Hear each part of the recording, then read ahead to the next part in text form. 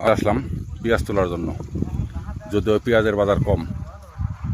কুষ্টিয়া জেলা দৌলতপুর থানা তারাগনিয়া বাজার। পেঁয়াজের বাজার বর্তমান 35 টাকা কেজি। দেখা যাক আমার পেঁয়াজটা কেমন হয়েছে আর কি দাম যায়।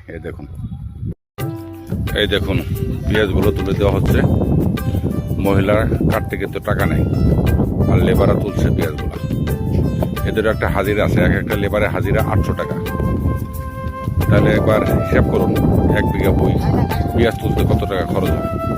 তার পরবর্তীতে আছে আবার গাড়ি ভাড়া, তারপরে আছে আবার হাত দোয়ানি ক্ষীর পোছানি। তার মানে বুঝেন, সেটা হলো আড়তদারি, লেবার, খাজনা, সব কিছু মিলিয়ে যে খরচটা হয়ে যায়, তাতে যদি 35 টাকা কেজি পেঁয়াজ বিক্রি হয়, তাতে কৃষকের অনেক ক্ষতি।